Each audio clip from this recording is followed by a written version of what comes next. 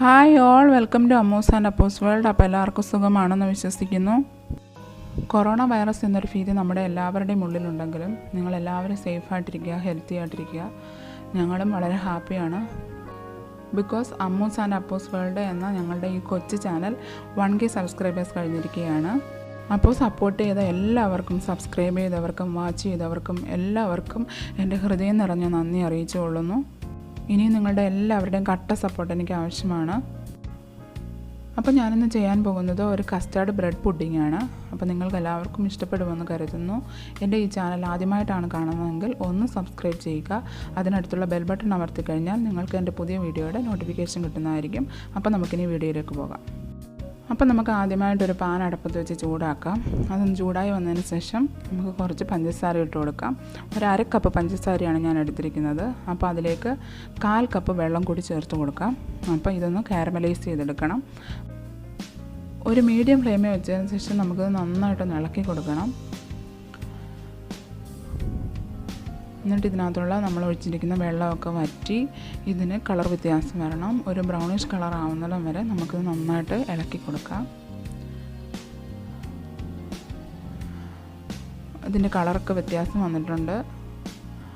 അപ്പോൾ ഒരുപാടങ്ങ് കളർ വ്യത്യാസം വരരുത്, ടേസ്റ്റിന് വ്യത്യാസം വരും. അപ്പോൾ ഈ കളർ ആകുമ്പോഴേക്കും ഏത് പാത്രത്തിലാണോ പുഡിംഗ് സെറ്റ് ചെയ്യേണ്ടത് ആ പാത്രത്തിലേക്ക് നമുക്ക് ഒഴിച്ചു കൊടുക്കാം. ഒഴിച്ച് കഴിഞ്ഞ ഉടൻ തന്നെ നമുക്കിത് ഇങ്ങനെ ഒന്ന് ചുറ്റിച്ചു കൊടുക്കാം. പാത്രത്തിൻ്റെ എല്ലാ സൈഡിലേക്കും ആവത്തക്ക രീതിയിൽ ഒന്ന് ചുറ്റിച്ചു കൊടുക്കാം. ഇനി നമുക്കിത് ഒരു സൈഡിലേക്ക് മാറ്റി വെക്കാം. ഇനി നമുക്ക് ബ്രെഡ് ക്രംസ് ഉണ്ടാക്കണം. അപ്പോൾ അതിന് വേണ്ടിയിട്ട് ഞാൻ 2 ബ്രെഡാണ് എടുത്തിരിക്കുന്നത്. 2 ബ്രെഡിൻ്റെ ഈ സൈഡിലുള്ളതൊക്കെ നമുക്ക് കട്ട് ചെയ്ത് കളയാം. ഇനി നമുക്കിത് ചെറിയ പീസുകളാക്കിയതിന് ശേഷം മിക്സിക്കകത്തോട്ട് നന്നായിട്ടൊന്ന് പൊടിച്ചെടുക്കാം. ഞാനിത് നന്നായിട്ട് പൊടിച്ചെടുത്തിട്ടുണ്ട്. അപ്പോൾ ഇതൊരു സൈഡിലേക്ക് മാറ്റി വെക്കാം.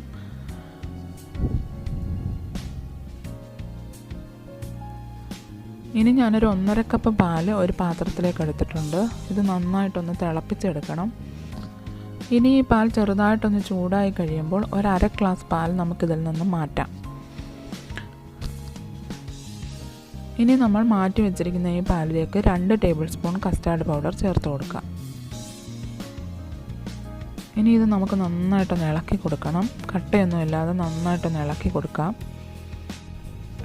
ഇനി അടപ്പത്ത് വെച്ചിരിക്കുന്ന ഈ പാലിലേക്ക് നമുക്ക് 1/2 ഗ്ലാസ് പഞ്ചസാര കൂടി ചേർത്ത് കൊടുക്കാം. ഇനി നമുക്കിത് നന്നായിട്ടൊന്ന് ഇളക്കി കൊടുക്കാം. ഇനി നമുക്ക് ആ മാറ്റി വെച്ചിരിക്കുന്ന കസ്റ്റാർഡ് പൗഡർ പാലിൽ കലക്കിയത് നമുക്കിതിലേക്ക് ഒഴിച്ചു കൊടുക്കാം. നമുക്കിത് നന്നായിട്ടൊന്ന് ഇളക്കി കൊടുക്കാം. അടുക്കി പിടിക്കാതെ നോക്കണം. ഇതേ രീതിയിലൊന്ന് കുറുകി വരുമ്പോൾ നമുക്കിതിലേക്ക് ബ്രെഡ് ക്രംസ് ചേർത്ത് കൊടുക്കാം.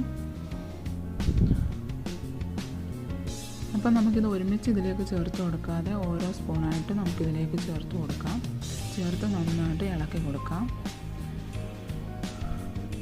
അപ്പോൾ ഇതൊന്ന് അടുക്കി പിടിക്കാതെ നല്ല ലോ ഫ്ലെയിമിൽ വെച്ച ശേഷം നമുക്കിത് നന്നായിട്ട് ഇളക്കി കൊടുക്കാം. ഈ ബ്രെഡ് ക്രംസ് എല്ലാം അതിനകത്ത് നന്നായിട്ട് യോജിക്കണം. ഇനി നമുക്ക് ആ ഫ്ലെയിം അങ്ങ് ഓഫ് ചെയ്യാം. അപ്പോൾ നമുക്ക് പുഡിംഗ് സെറ്റ് ചെയ്യാൻ വെച്ചിരുന്ന പാത്രത്തിലേക്ക് നമുക്കിത് ഒഴിച്ചു കൊടുക്കാം.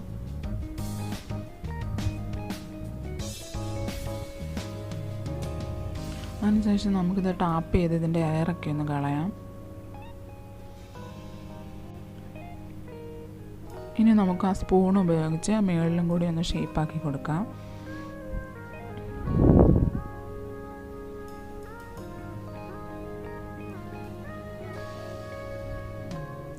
ഇനി നമുക്കൊരു ഫോയിൽ പേപ്പർ ഉപയോഗിച്ച് ഇതൊന്ന് കവർ ചെയ്യാം. ഇനി നമുക്ക് ഒരു ഇഡ്ഡലി പാത്രത്തിൽ ഇത് വെച്ച് ആവി കയറ്റണം.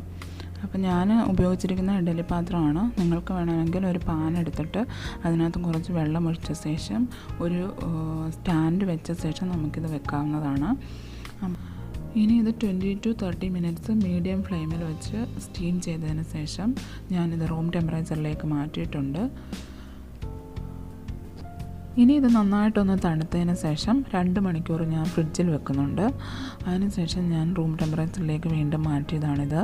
അപ്പോൾ നല്ല ഷേപ്പൊക്കെ വന്നിട്ടുണ്ട്. അപ്പം നമുക്കിത് വേറൊരു പ്ലേറ്റിലേക്ക് സെർവ് ചെയ്യാൻ വേണ്ടി മാറ്റി കൊടുക്കാം.